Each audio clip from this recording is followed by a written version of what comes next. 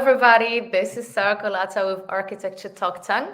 Today my guest is Adrian Ramsay, and I'm really excited to have Adrian join me to have a little chat about how he's built his business in architecture. He is very involved with the Architects Marketing Institute, and he also has a podcast called Design Talk, which he recently interviewed me on as well. And you can see the episodes on my profile and on my website as well. But nevertheless, Adrian, thank you so much for joining me today. And Sarah, I'm honored. Thank you. I'm really looking forward to this chat. So let's just start with perhaps finding out a little bit more about you, Adrian. So tell us who you are, where you are. Okay. Well, I am. I live in Queensland, Australia. I'm a Kiwi though, so I came from New Zealand originally, and I moved here 2022. So I moved here in the year 2000. And I moved here actually from England. I was in Manchester prior to that. And this is where we made our home. And I have taken a couple of little sojourns and lived in France and England in that time and come back here. But this is my home. I'm married with a wonderful wife and two beautiful daughters. And I have a surf beach 7 minutes away. So I surf and yeah, just very, very lucky to live in this environment, to tell you the truth. It's not we're about 1 hour north of the capital city of Queensland, which is Brisbane. And so that gives us about an hour, maybe an hour and 20 minutes to a major international airport. We have a small international airport here. And we are probably the most sought after, and I say probably, we are definitely the most sought after destination for people to move to in Australia currently. So we've got a lot going on in this region and it's growing fast. But we're surrounded by beaches and some beautiful hinterland. We have 330 sunshine days a year. It's semi-tropical. There's a lot to love about it. It's a very easy space to live. But you need an airport so you can get out of here and experience a whole lot of other things as well. So that's me. That's where I am. I came from a fashion background and moved into design. I was always a designer, but moved into design and building design and the design of houses. And that's been a passion of mine since I was a young kid, like maybe, sort of 6 or 7 years old. I was making models of homes and stuff. And I'm dyslexic. So I never did particularly well at school. However, like a lot of dyslexics, it's been the biggest bonus of my life. It means I don't do shit that I don't want to do. Amazing. You can escape it. Yeah, exactly. It's a great excuse. It's like that number one excuse. Yeah. No, I'd love to, but I can't. I don't know how to do that. Brilliant. Yeah. So, wow, you really sold it to me, where you live, especially with the surfing as well, and the most of the year sunshine. Yeah. So with living in such a place which is highly in demand for homeowners and people to move to, I'm guessing it must be booming in respect of architecture services and projects. Is there a lot of competition locally for you, or not so much?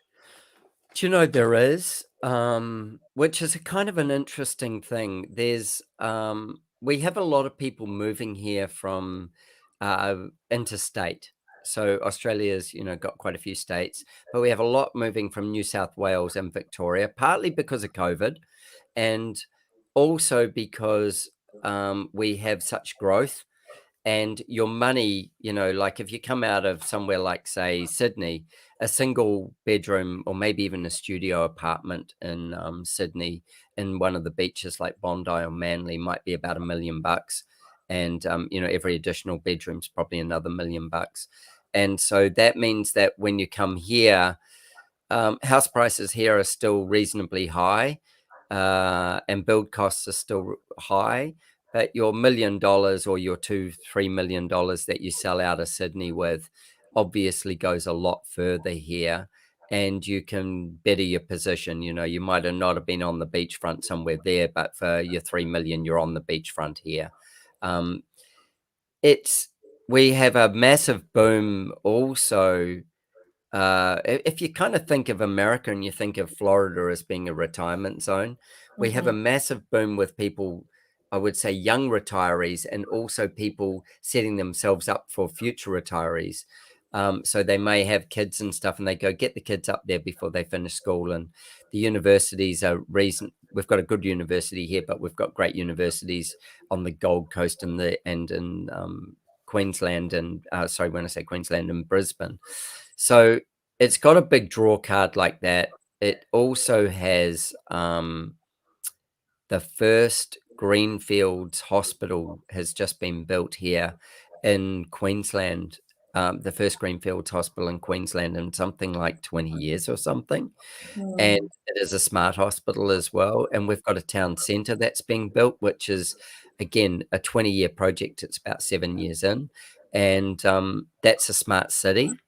And then we also have, it's the space where they grow the medical marijuana for export from here as well, because it's such a tropical climate. People don't know much about that one, but that's actually a great industry here that happens in this region.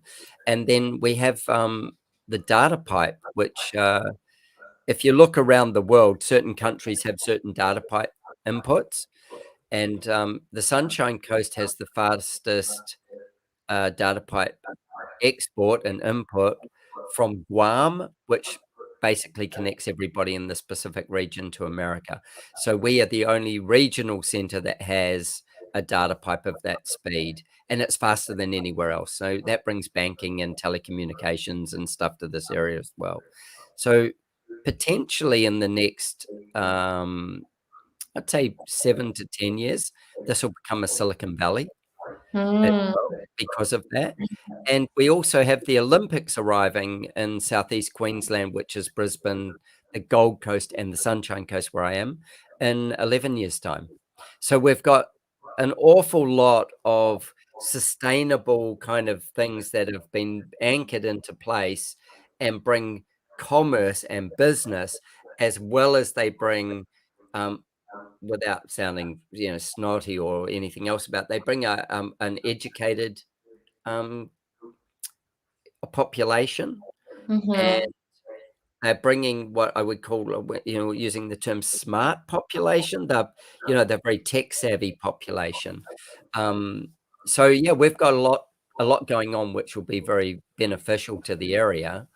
And so competition wise, yep, there's plenty of people hanging their plaque out, and which is good. It's good because it lifts the total game of everything. And I've been lucky enough to be here, those 20 something years. And with that, we have a pretty well established track record of what we do. And, each week, yeah, we're, I don't know, I probably fielded 5 leads this week that would all be $1 million plus leads. So we're in the very, very, very fortunate position to pick and choose what we do, as opposed to just taking whatever comes through the door. And I do a lot of work with AMI and Architects Marketing Institute, and certainly with what I've learnt with them and I suppose the deliberateness of also I've done a lot of business coaching over the years, the deliberateness of actually being aware that this is a business that's a service business that is there to help people. It's not just an egotistical driven, I'll build a monument or design a monument to myself business. Actually, I wanted to pick your brains about this because even though you have a podcast and you're doing a lot of marketing things already, Sure. before this interview, I went to your website just to see how you communicate as an architect to your audience. And I certainly was able to pick up that you've had some really good coaching and guidance in that respect of communication. I think that your website communicates very clearly as to what sort of clients you want to serve and how, and also positioning you with a little bit of a brand twist, I would say. There is definitely a personality that shines through that website with the videos that you uploaded and the way you tell a story. And so this is really why I kind of wanted to talk about this a little bit more in depth, because something that I'm realizing is that even though there is a trend in marketing terms, we say a lot of times how important it is to choose a niche and a client and to understand who you serve. We'll always say as well, listen to their problems and, understand their needs. But when you sort of boil it down, sometimes it's really hard to put that much importance or attention into it, because at the end of the day, I mean, what else are we doing? We're just designing houses, right? And it's not like a extremely painful issue that we're solving for them. It's not something that No. is like a, live or die situation. However, when you kind of learn to have these conversations with clients and you learn to almost train yourself to listen and to ask the right questions as well, you can actually dig quite deeply and Yeah. understand quite a lot. And I think that you know how to do that. So I wanted to pick your brains about it and understand a little bit better how you learned that process and what it means for you as well as an architect. Do you know, the design isn't the hard part. The part that is the biggest challenge in what we do is to deeply connect with the people. So we wouldn't be doing it if we couldn't design. That's a passport. You've got to be able to do that, because if you can't do that, then go and find something else to do. So on that front, and I don't claim to be the best designer in the world or anything like that. I go, I'm okay at this thing. I've got my method, and I enjoy it. I live for it. It's problem solving to me, and it's a big joy. When you take something that's a joy that you're passionate about, and you wrap the magic of other people around it, and you're not doing it for yourself, you're doing it for somebody else, then you're serving, and then it's humbling. It's the most beautiful feeling to better somebody else's life by this thing that comes naturally and easy to you. And it doesn't mean that you treat it with any disrespect because it comes naturally and easy. It means that because you have a gift, then that to me, that demands that you work even harder to hone the gift. Like a gift should never be taken lightheartedly. A gift, and you have this gift, you have this amazing gift to connect with people as well. And that gift is something that you reach out and use. And so I go, if you were, brushed with, unicorn poo that made you special, then in some way, then really your responsibility as a human being on this planet is to take that and try and do something that makes other people's lives better. And being dyslexic, I knew I was never going to be a novelist.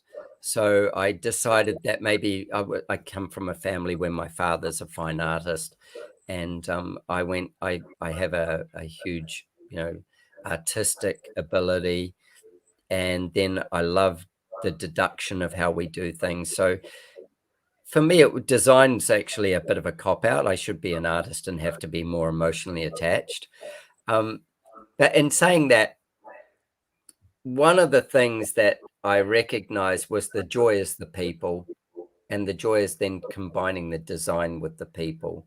So when you find, actually on my podcast, there's a guy called Jeffrey Dungan. And one day I was talking to him, and I was podcasting with him on this day, and don't quote me, even though it's my own stuff, don't quote me. I said to him, so Jeffrey, you must have some really great projects like this. And he said to me something like this, we don't look for projects. And I was kind of like, oh, okay. And he goes, we look for people, great people, because with great people come great projects. And And I ran from my little podcast studio upstairs afterwards, and my wife's a business coach, and said, oh, I just had my mind blown. My head just got lifted off. All this time I've been looking for great projects. Today I'm no longer looking for great projects. I'm just looking for great people, because the project is the great people that we create for. And I've been doing this for 21 years when I heard that. But going back to this thing of connecting with people, being a dyslexic, I realized that I wasn't going to learn so much from reading and writing. Well, I was going to have to learn it from others, because that's going to be my fastest learning method. And I learned this really early on in life, like when I was probably, I recognized it, I became aware of it, probably when I was around about 11. That this was, I needed to be able to connect with people so that I could find out information that I could then use. And I tell you a little story about what happened with my best friend. Lived right next door to me, and in the school holidays, we lived in the country. There were 3 houses in a row, and then there was a big gap, and then there was 3 houses in a row, or 5, I think. And then there was a massive gap, and there were 2 houses way up the road. And on the other side of the road, there was a chook farm and a horse farm. So it wasn't like we had a whole lot of people around. And we'd be totally bored to tears and during the holidays. And so we used to do this thing where my mum would be at work, his mum would be at work, and my dad would be at work, and his dad would be at work. And so he'd come over, or I'd go to his place, and we'd pick up, it was an old dial phone, old.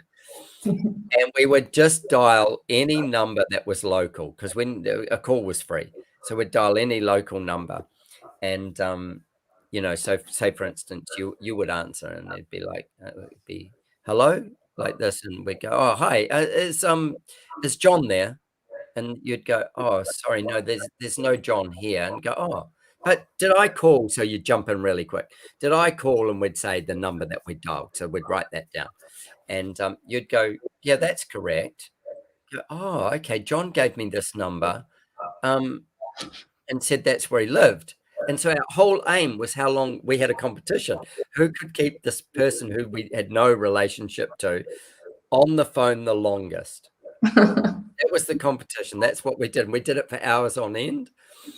And I look back and I go, it really taught both of us how to keep people in a loop and in attention to talking to you. And it was just a game that we played every school holidays. Like, it was mindless, just junk. I look back to it now and I go, I have no fear of calling anybody, and I have no fear of talking to anybody. Everybody has got some value that they can deliver to me just by talking. And opportunity arises from that. And again, being dyslexic, I learned that connecting people to people, is having a network of people, is really, really valuable. And not to monetize. Don't get me wrong, I'm not monetizing. I'm just going, it's really valuable as a knowledge base that you can learn from. Yeah. So that became a big point. And then when I look at my business, so prior to this, I worked in fashion design for a long time. And then I started this company. And when I started this company, I worked out really quickly that it was connecting to people that was going to make the difference. And then it becomes, how much fun can you have connecting with them? Yeah, how much I want to say joy or naughtiness or inappropriateness or laughter, or what is it that builds rapport? But what you're really trying to do is peel them back past the facade to get into something that is much more authentically emotional to them. Mm-hmm. And how can you use your design and architecture to support that? And it's important to be able to know things from their past, things from their, maybe their childhood, as well as it's really important to know their predictions for what their future should look like. Mm-hmm. Because then we can support them with our architecture, and we can support them with the planet. You know, we can say, this is your environment, and this is why it matters, and this is how we can help with that. And this is how we can essentially, you know, drop some building into this environment that will do hopefully the least amount of damage in the space, and also meet your needs and take you, or give you a place to take this chapter of your life. Mm-hmm. All these chapters of your life, you know, often these chapters, more chapters. So it's like giving you a platform to be in for that next piece. So there's a lot of, there's a lot of questioning with that. And I often say to people, you know, we'll talk about what you want to do on your property or on your land or with the current house.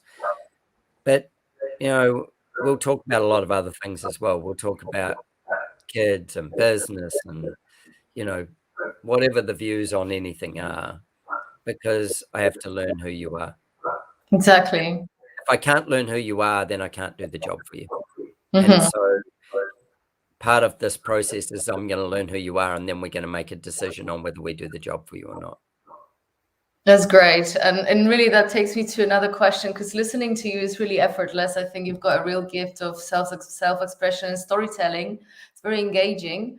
And, you know, with the story that you shared about the telephone and engaging people, I'm sure that you also learned to somehow keep people in the conversation and get to know more about them. And through being authentic, with the way that you self-express as well, it helps people to open up. So tell me, how's that affected your business, and especially the communications with the clients, and how would you define that, like true listening, which is important because that's where you draw your research and information for the project. I think the fact of having what we would call casual conversation. Casual conversation is often with strangers, because essentially a client, when you first meet them, is a stranger. Casual conversation is often filled with just little hooks. And when you're with somebody, to watch their eyes, to watch their facial expressions and their body language, there's something magical about listening. So what I'm listening for is the little nuances. Yes, the conversation, but the little nuances. And what I'm listening for is when they say something that just pricks my attention, and I may or may not pick it up at that point. But that piece that pricks your attention is your subconscious connecting with what they're saying. And, you know, somebody might say something. I'm trying to think of a great example here. I haven't got one yet, but they might say something, and you just get a little twinge, and with that little twinge, you then come back to that you bring it round in the conversation, or sometimes you might stop the conversation and go, hold on. There was something you said there that I didn't quite get. And they will often dismiss it at that point as well. But they put it in that original conversation for a reason. And it would often be very lighthearted. You know, people often tell you something that's quite deep to them, but with a bit of laughter, because it's got a nervousness to it, or because they want it to be out, but they don't want to, you know, like I robbed the bank. Yeah, You know, yeah. but did they? You know, those kind of things. People love to confess things when they feel relaxed. And so I'm listening for those kind of things, and then I play with them. Then I go, you said to me, you know, this. And then they'll go, yeah, but that never really happened. And I go, but something happened. What really happened?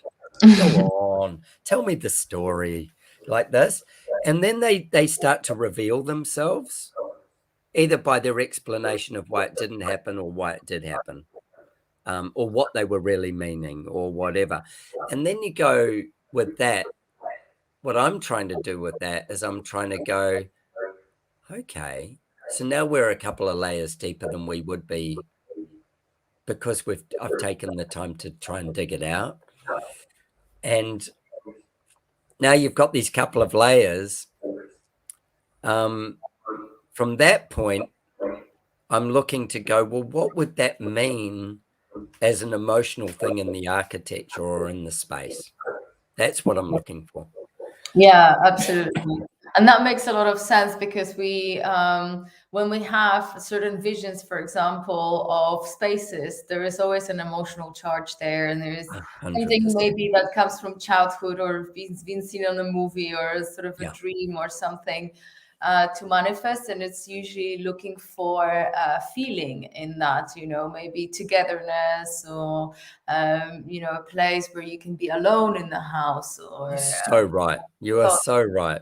that. And one of the things that I recognized early on in this journey was I have this little one that I love to do with people, and it is I say to them, okay, so I want you to we're going to imagine life.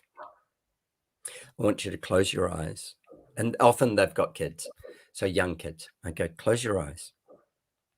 So, and they'll look at me and I'll go, no, no, no, close your eyes. And I'll get them to close their eyes. Seriously. Yeah, yeah.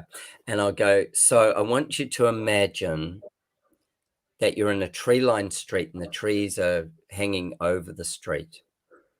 And that there's some cars parked on the side of the road, but there's a footpath and there's no fences. There's just lawns that roll up to the houses.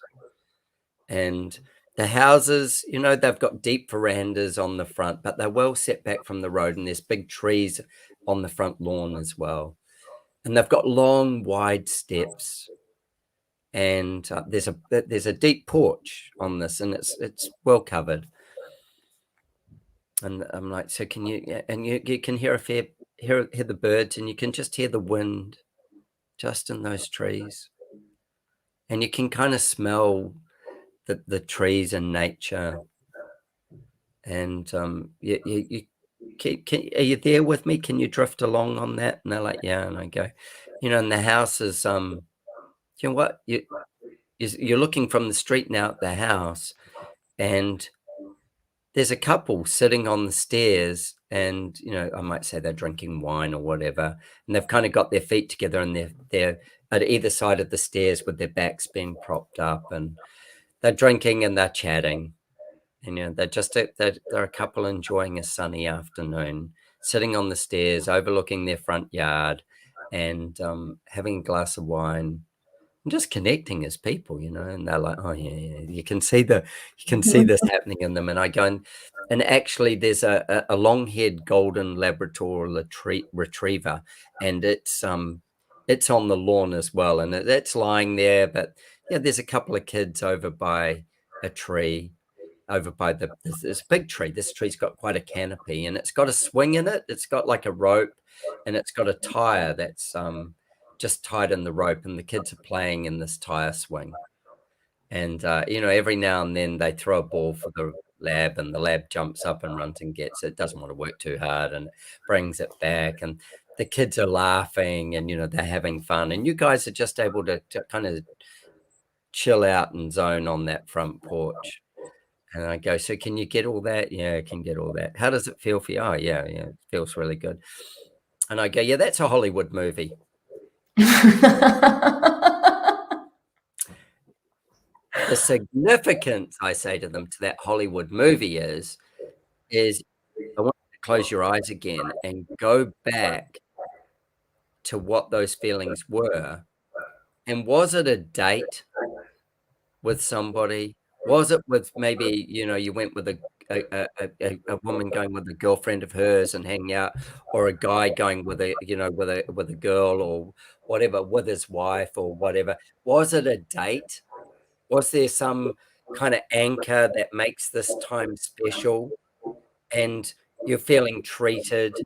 and you're going and you're getting that time alone, and you're getting that time, even though you're in theatre full of people, but you're getting that time and you're relaxed and you're on a journey of what's happening. And 9 times out of 10 people connect to that. And I go, that is why that beautiful scene is anchored, and that is why Hollywood keeps reproducing it. Because it knows, because those guys, might as well be psychologists. Those guys in Hollywood are producing things that give people emotions in a moment. And so when we look at a home, I say to them, "Oh, when we're looking at your home, I need to get you to coming and seeing me is like being on a date. It's a date of fun and exploration and excitement, and how do we dig into who you are, and how do we find out more about what makes that feel great? Should we put a window seat in?" We're doing a home at the moment, and it's got a library with a window seat. And Yeah. that just, for me, I go, well, what would you do in there? Because I don't read that many books. Maybe we could have picture books. But I go, that for so many people has got a dream portion to it. Being surrounded by books, which is solid and grounding and knowledge and, it's history and it's all those things. And then being able to have time in this busy life to sit in a window seat and look out and enjoy a book would be like a treat. We'd all be in there on our phones checking our social media, but that would still be, to have time that's uninterrupted is actually the key there. And so where do we find those spaces and the emotions, and how big's the need for people to have their own space, to have something that is relaxing, something that is nurturing, something that's intimate, something that's exciting, something that's entertaining? How do we find all these spaces in a home? I often joke with clients. I go, well, we'll be talking about their home, and they'll kind of make things generic. It's almost like the idea of the home starting to overwhelm them. So we'll just paint it all white. We'll just use the same bench top everywhere. And I'm going, yeah, we could do that, but I just want to check in with you that the laundry and the bedroom are not the same emotional spaces for you. Just that gameplay like that, because it shifts them. And then they go, no, of course not. And then you go, so let's dig into what the laundry is. What is that space? It's a workspace. It's one of taking care of business. It's one where we want high function, but we don't necessarily want to spend hours. We want things to be taken care of effortlessly and easily because it's a chore. When we go to the bedroom, we're going, this is a place of rejuvenation. It's a place of joy. It's a place of relaxation. It's a place of self-nurturing, as well as it's the only place in a home where a couple has to agree on something. Like that it has a collision course there where it's got to actually nurture both sides of a couple. If they're a couple, it's got to have enough masculine energy and feminine energy. Even if they're a male couple or a female couple, it still needs to have these plays of energy in there. Yeah. And so you take that, and then you take an ensuite that belongs to that, and that's a place of get myself ready to do what I need to do to work and all the rest. But it's also a place of relaxation and intimacy and joy again. So when you look at each space, each room of a house has personality. A living room is often not used anywhere near the value of the amount of space it takes up in a house because of time constraints. This is other than the garage, it's probably the biggest room space, and it gets used maybe 10% of the time. Yet we put all this value on it, but it's not actually usable value, it's imagined value. So when we break it down like that, and we have these conversations with people to make sure that they're nurturing themselves in how their home operates, that's the joy of the journey. And everybody's so bloody different. They're all the same, but they're all different, you know? So that's the kind of conversation that we go into to find our people and find out what it is. And, you know, the biggest thing is not to take too many assumptions with you, you know? Absolutely, yeah. Because and I think that what you've been managing to do really well, even during this conversation, is sort of unpack those spaces and be able to tap into like the emotional charge that we feel behind them, right? And so if you have those conversations with people, you then start seeing personality, because everyone will have a different view as to how that space should be. Yes, in some ways they might be similar. Of course, the bedroom is to unwind and recharge, but for many people that might mean different things. And so, actually being able to unpack people to that extent, Yeah. to be able to tap into that personality, is super important. And really release judgment as well, because, you know, somebody says to you, well, I don't cook. So then you go, okay, so how do you eat? Like, what happens?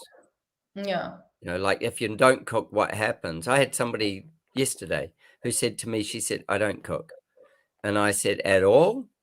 And she said, well, I cook, but I just cook basic. And I go, what's basic? And she said to me, well, you know, we barbecue meat and we eat, you know, veg and maybe a salad. And I said, sounds good. Mm-hmm. And she's like, well, we don't do any fancy meals. And I said, that's cool. I said, if you want a fancy meal, what do you do? And she said, we go out. And I said, sounds good to me. I said, so what you're telling me, if tell me if I'm wrong here, you're looking for a highly functional, simple kitchen. It just needs to do what you need done. Yeah. Doesn't need to be a big show off. It doesn't need to cost, you know, $1 million. It needs to be something that works really well, that you can cook in, you know, maybe 4 pots and a pan. Do you Hmm. use the oven? No, I never use the oven. I don't bake. I don't. I said, could you do without an oven? Oh, you'd never build a house without an oven. And I go, oh, I probably agree on that. However, it's not going to be a driving force to what you do. So if I put the oven under the bench as opposed to in the wall, would that make more sense to you? And she's like, hell yeah. So I'm Hmm. not going to open it. Like you know, so we could take up valuable wall space. Instead, she'd be better with bench space. And then we play with that idea as to wall space or bench space or what happens. So that's kind of the fun of this journey. It's yeah, you're peeling you're peeling the client back, but with whatever they say is okay. Mm-hmm. That Yeah. it's everything's good. Let's work out how we make it, how we take that and make it sensible for them, functional for the home, functional for resale of the home if they were to resell it. Yeah. And because, you know, pretty much nothing's forever. So how do you do that and enjoy that journey of finding that out with them, and then still create a home that does all the things that a home needs to do? And if it wasn't them in there, it wouldn't just be some total bloody oddball that everybody would go, oh, it just makes no sense, and they'd never be able to sell it. Mhm. Yeah, That's the fun of the puzzle. absolutely. Mm. So to summarize, what would be like in a nutshell the most important things that you're looking for when you're having these conversations with clients? Oh, so, um, lots of things. However, like in a nutshell, is can we laugh? Mm-hmm. Are they going to are they, you know, highly stressy people? If they're highly stressy people, it makes the job of doing the design, it makes it a lot less enjoyable. You know, Mm-hmm. some people some people just look for dissatisfaction in life. Yeah. And we can all do that. We'll find it. That's a given. They may be people who love detail, which is great. So then you've got to go, okay, this is what is it that you would need to feel comfortable in this process? Would it be spreadsheets? Would it be whatever? Yep, those would be the things. Okay, cool. Well, how often would you need them? And would you need them every week, or would you need them every month, or would you need them at these critical points? What would your needs be? Okay, well, we can do that, or no, we can't do that. That's as easy as, and so if we can't do that, it'd be best we weren't, we didn't partner up in this design. But if we can meet your needs, then yep, let's meet your needs. Is it a weekly check-in with a phone call that says it's just this, or is it a weekly email that says this? Or, are we goal focused? Are we outcome focused? If this is a journey and it's not necessarily a fast journey in the scheme of life, you think that people might live for, say, 80 or 100 years. By the time you design and build a custom home, you're probably 2 years into your process. And by the time the landscaping's grown in, you're another 2 years into your process. If you look at that and you said, well, 10% of their life might be 8 years. Well, we've used up, 5% of their life in this process. So making sure that process isn't going to break them. Making sure that process is we're going to nurture them with it is really important. So when I'm looking for clients, or what I'm looking for in clients is people that we can have a really good laugh, that we can be really honest with. Like I had a client say to me the other about 2 months ago, he goes, you can just tell me, is that a shit idea or is that a shit idea? And I said, you already know it's a shit idea. Why are you asking me? And he goes, so what are you going to do with my shit idea? And I said, well, I'm going to fix it. This is what we're going to do. You can't do that with every client. But he wasn't even asking me because he thought it was a great idea. He was asking me because he thought it was a shit idea. And so, and that part of it, the other one is I say to clients, I'm going to do a bit of fishing with you.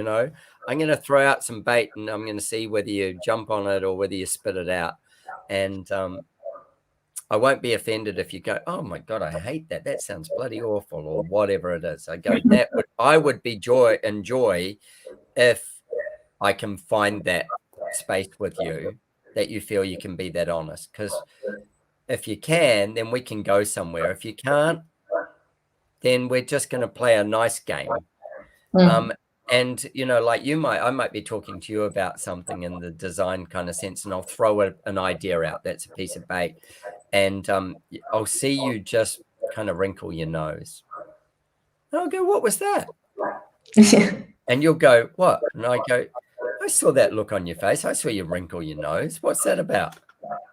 And you go, oh, no, it was nothing. And I go, no, it was something. I said, you screwed your nose up at it. It must have been crap, like this. So what was it that made it, that you didn't jump with joy? Why weren't you leaping across the table, jumping and singing? And they go, well, because it's like whatever. And I go, awesome. Let's leave that stuff behind and let's get to something better. Because it's the ego for me is in finding out what's better, not holding on to my idea. I've got thousands of ideas. I'm overloaded with ideas. I'm just looking for an opportunity to find the right one that matches you. Yeah. So that, in a nutshell, I'm looking for people that will play. I call it play, that will have fun and will play. And we've got to be really mindful. I've got a bunch of clients that spend, anywhere on their build cost is somewhere between, say $1 million and $3 million. That's serious money. That's very serious money. Somebody's got to actually pay it. I don't. I just draw some pictures and get paid for them. Somebody's got to pay that money out, and that is serious money, and it takes time to get that kind of serious money and the ability to have the freedom to choose what you do with it. And so then I go, let's never lose the weight of that and how humble it is to be chosen to be taken on that journey with the person with the $3 million or the $2 million or the $1 million.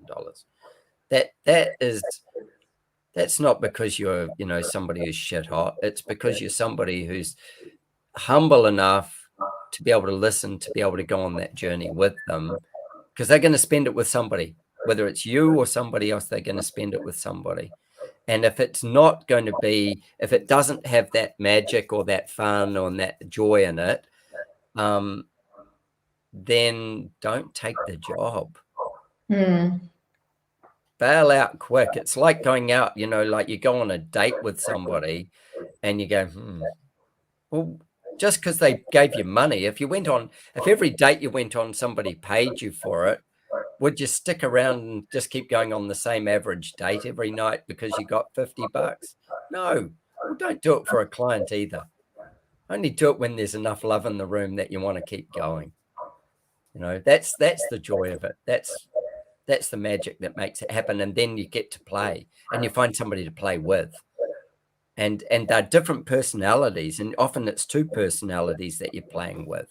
And they're trying to play together as well, often as well, like half this job is marriage counseling, so you're taking people. I've got this fun thing I do.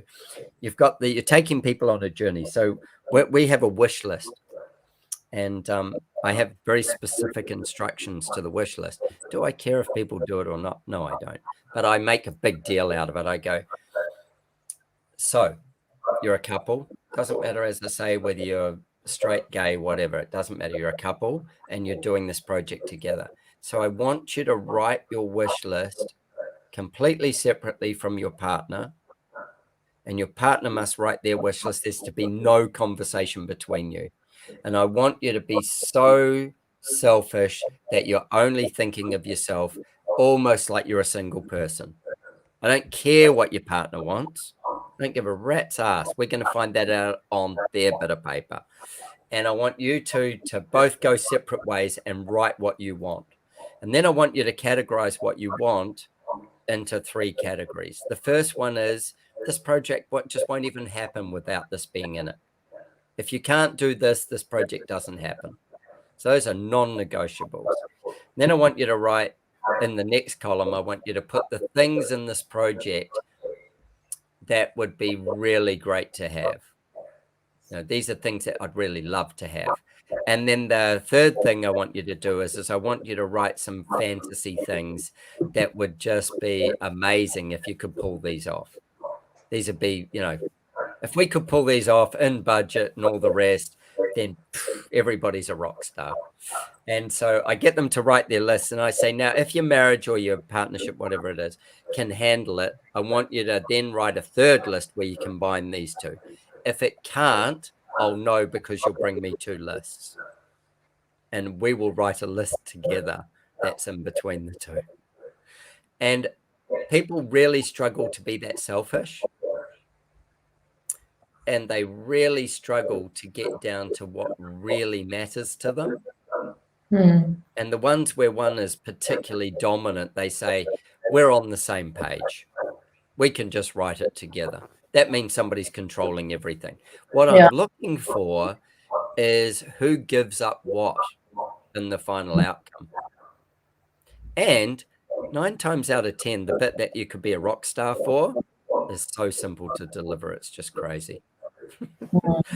And so you can deliver on something that they thought they might never get amazingly. Like, we had somebody recently who said a flying fox. So, like a zip line. And I'm like, it's probably less than 10 grand. And I've got a friend who does them all over the world. We can find out, like, why wouldn't you have it?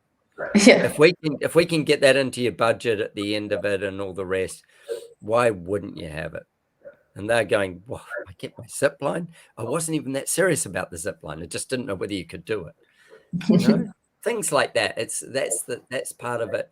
But doing that process, we get to play again, and we get them to be to think about themselves, not themselves as in the relationship, not themselves as part of a family, but themselves as an individual.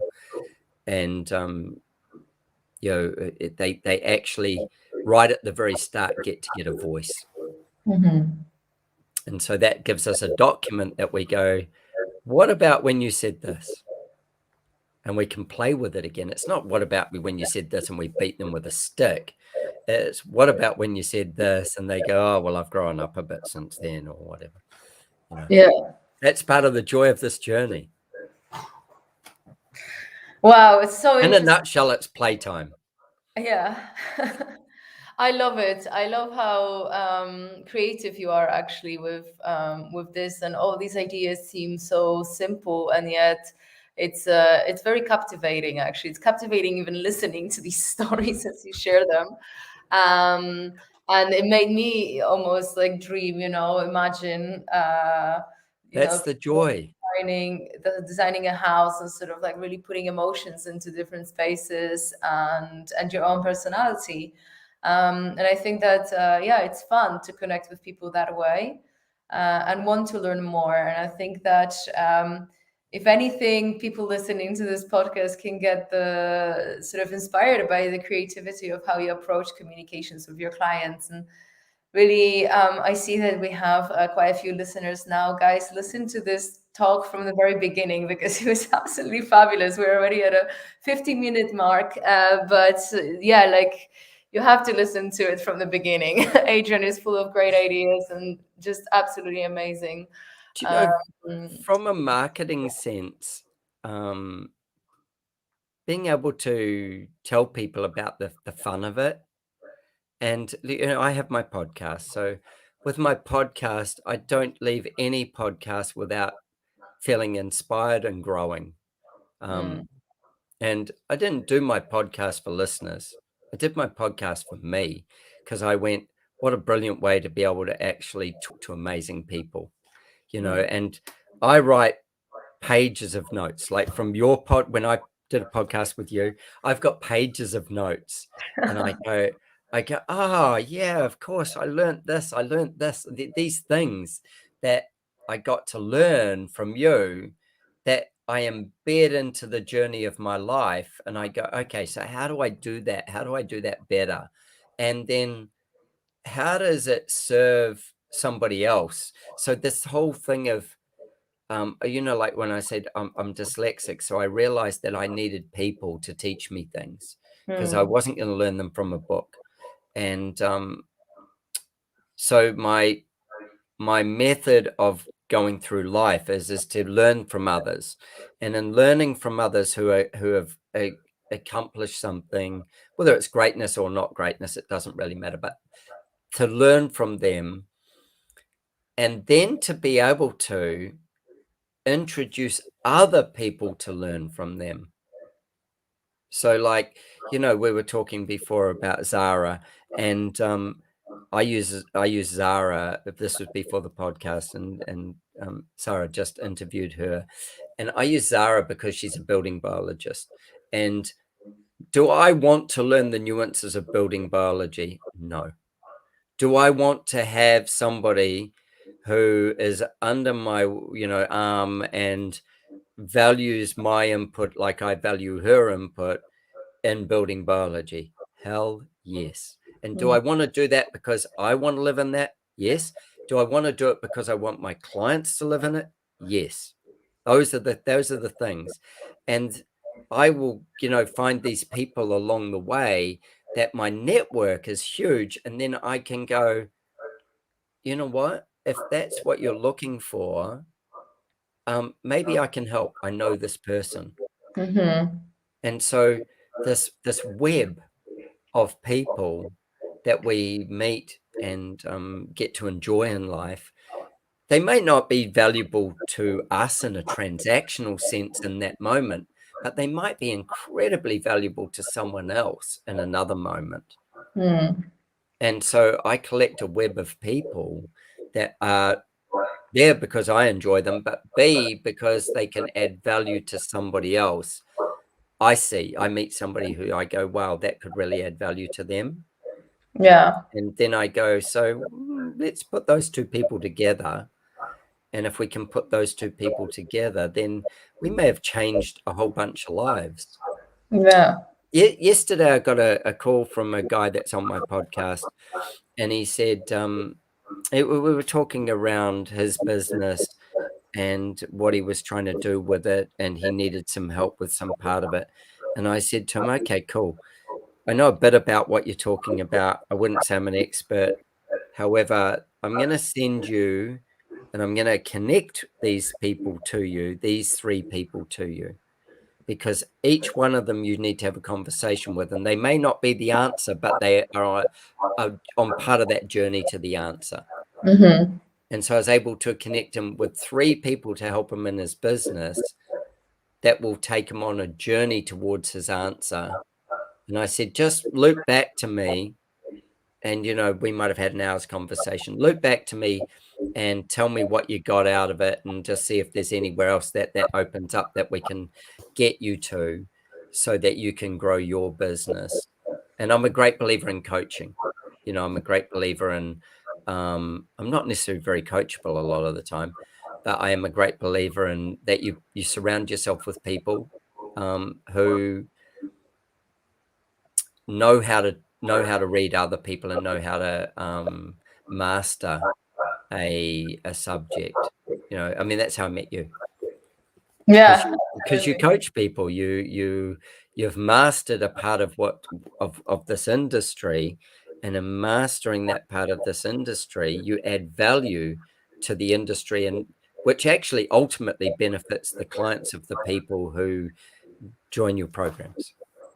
Their Yeah. clients are the winners. They might think they're the winner. They're only the winner when their client's the winner. Yeah. And Yeah. then you change your life.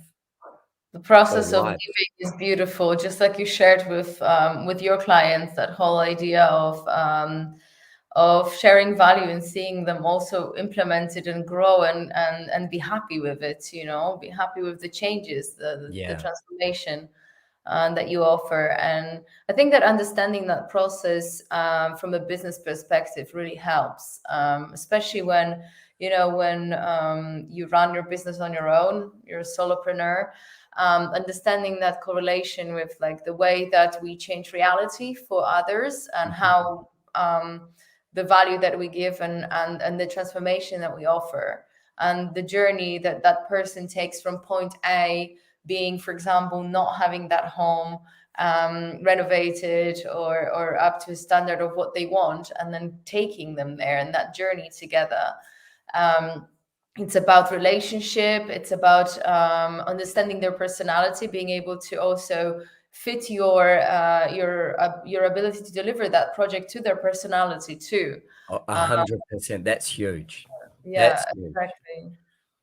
Yeah, and Being then able to being able to deliver to somebody's personality, well, I believe you have to become empathetic to their view of the world.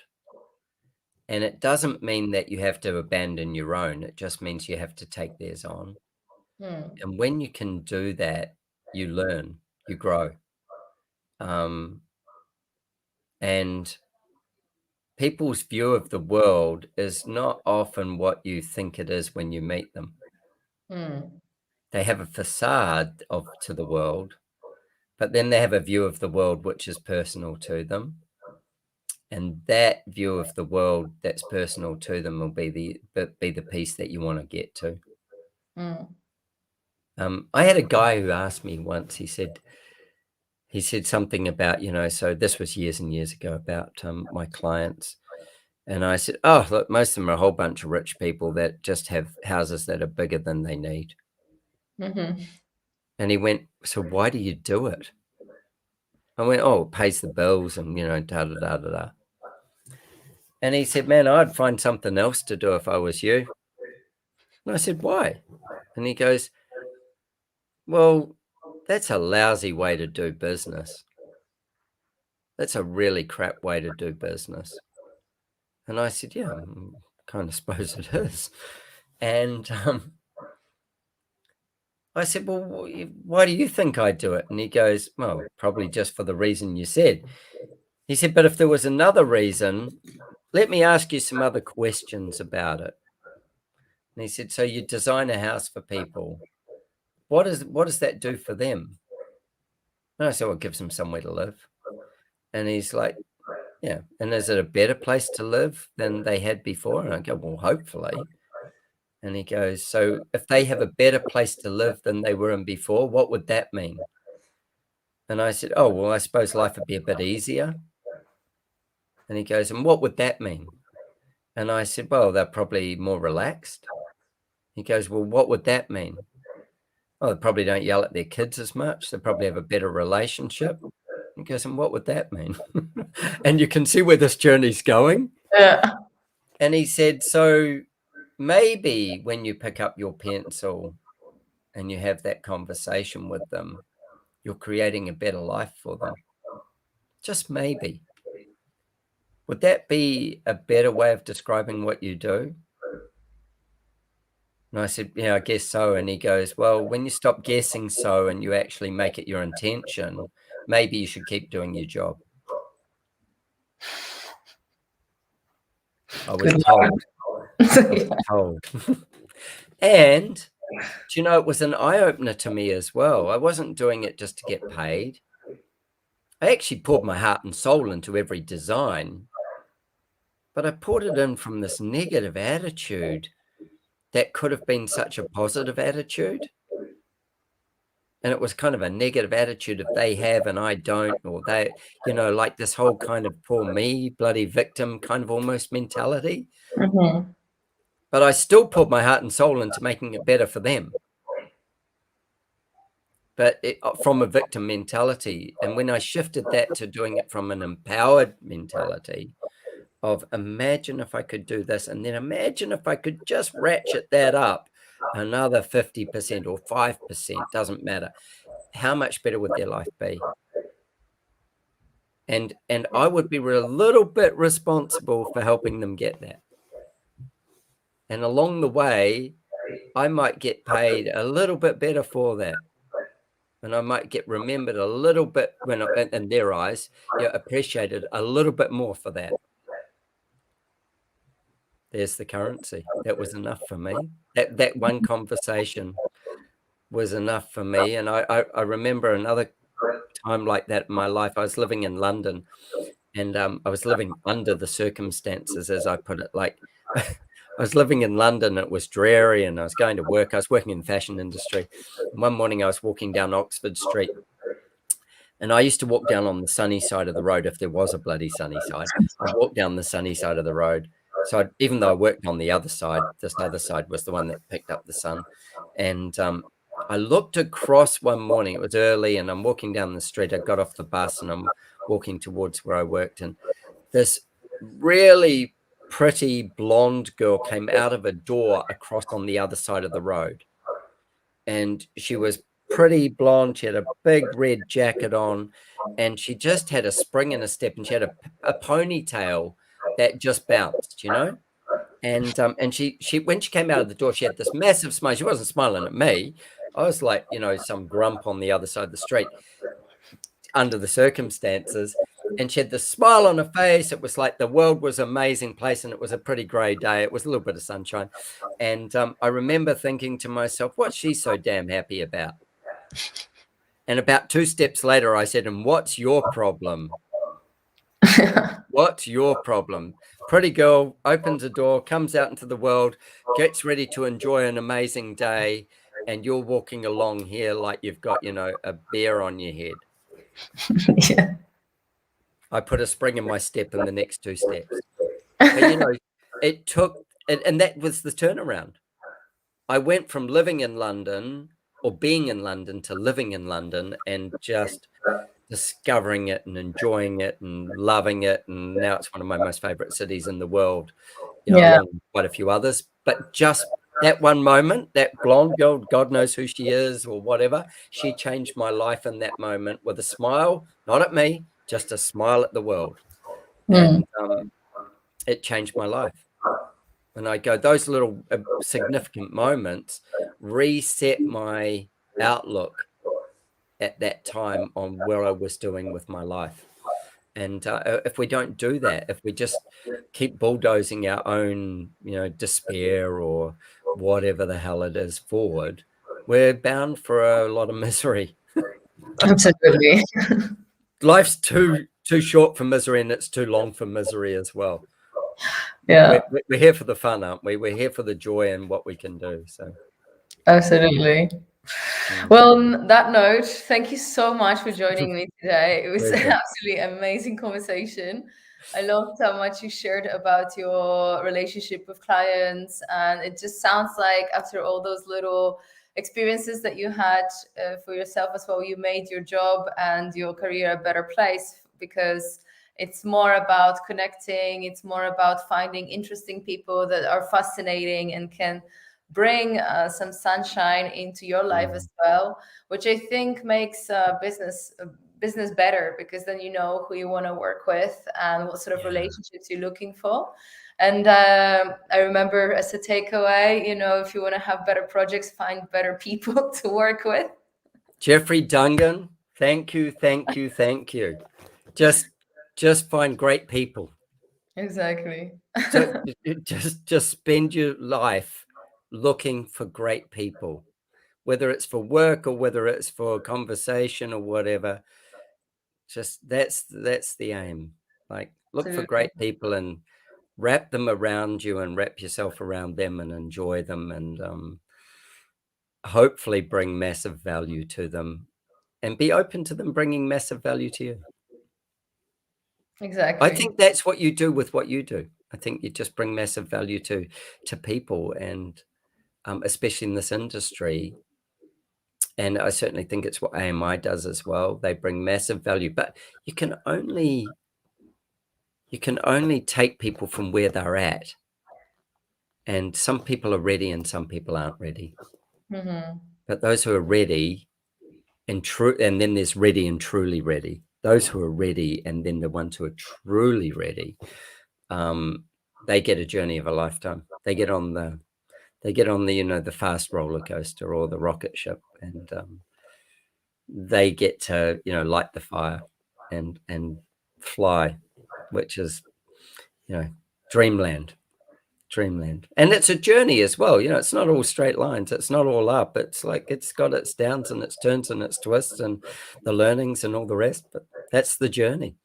Greet it with joy. Absolutely.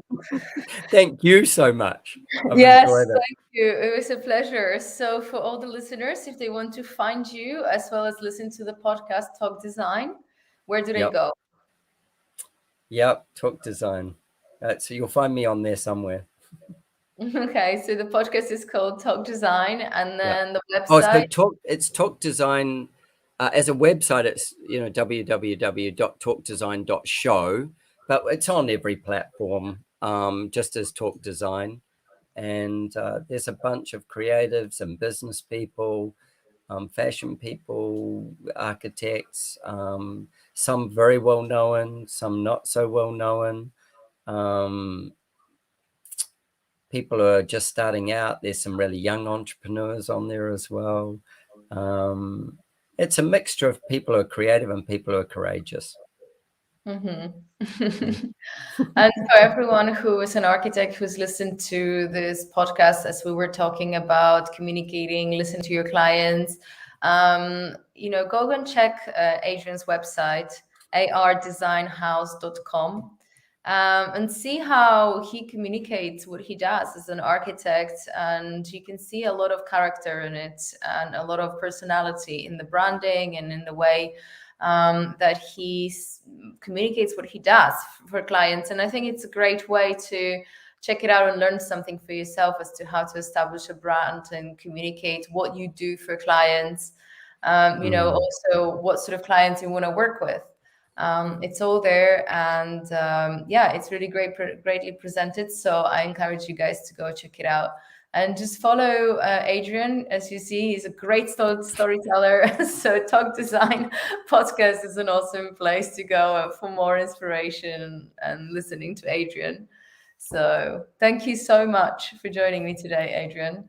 Thank you, Sarah. Really, really appreciate it. It was fun to talk. And we'll talk soon. Yes, absolutely. All right. Thank you guys for tuning in as well. And we'll see you all Yeah, soon. thank you for taking time to listen to us. Yeah, it's humbling to think that people even bother. It really is. Yeah, thank you for bothering.